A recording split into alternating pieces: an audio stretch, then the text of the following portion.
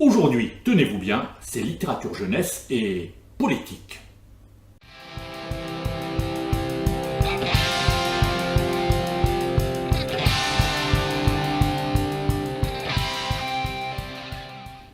Le petit reporter de l'imaginaire, premier scriptubeur sur le net et ses lutins urbains, vous salue bien.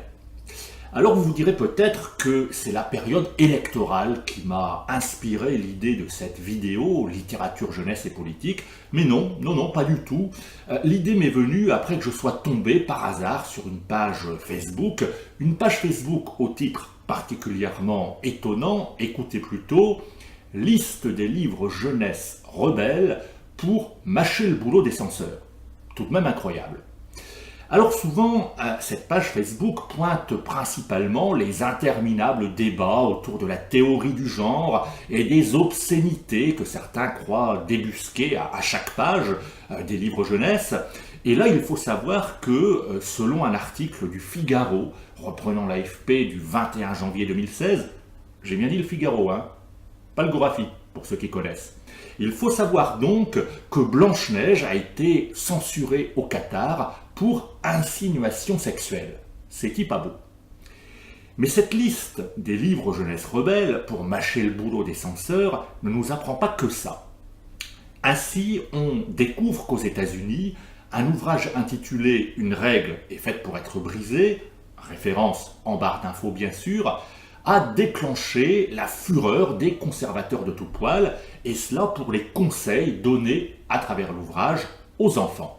Des conseils comme « pense par toi-même »,« ne ressemble pas à tout le monde, sois toi »,« peins des trucs sur la télé ». Vous imaginez, peins des trucs sur la télé. Moi, personnellement, je trouve ça formidable.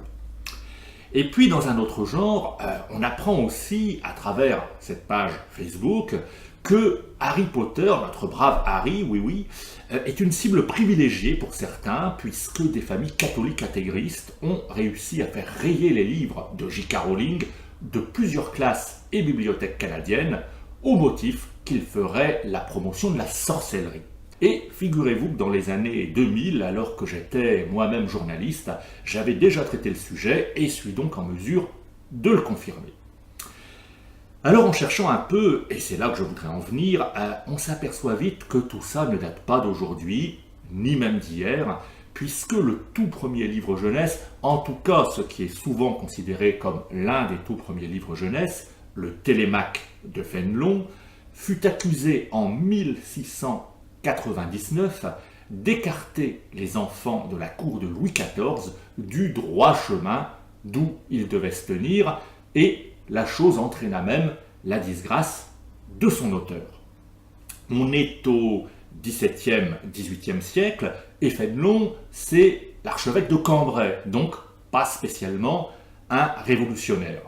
De quoi s'agit-il alors? Eh bien, l'auteur a mis en scène une suite aux aventures d'Ulysse, mais cette fois c'est le fils d'Ulysse, Télémaque donc, qui voyage dans des pays merveilleux, et qui, au fil de ses aventures, découvre des royaumes qui permettent à Fénelon de critiquer en creux, mine de rien, le règne de Louis XIV. Vous voyez, on se demande parfois où ça va se nicher. Pour tout vous dire, tout ça me fait quand même penser à mes lutins. Mes lutins, oui, qui, alors qu'ils cherchaient une maison d'édition pour publier leurs aventures, avaient fait l'objet d'une réponse circonstanciée, comme l'on dit, d'un grand éditeur parisien qui, s'il reconnaissait de nombreuses qualités à la série, se disait aussi assez inquiet de la fin du roman.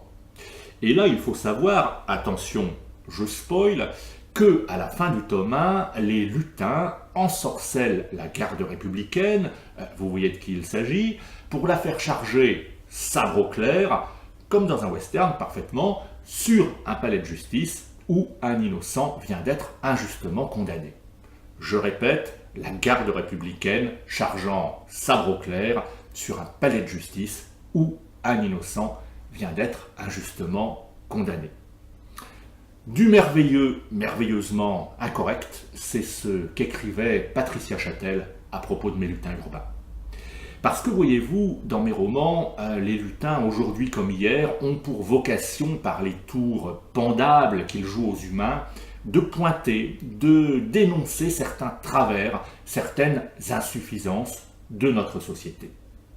Alors oui, peut-être qu'à leur façon, les personnages de la littérature jeunesse peuvent faire œuvre de politique, parce que la politique, c'est avant tout ce qui concerne les rapports des humains en société, mais ça, on en reparlera dans une autre vidéo, consacrée, elle, aux corrigans, les fameux lutins bretons, et à la fonction sociale des récits folkloriques. En attendant, devinez quoi, le petit reporter de l'imaginaire et ses lutins urbains vous salue bien.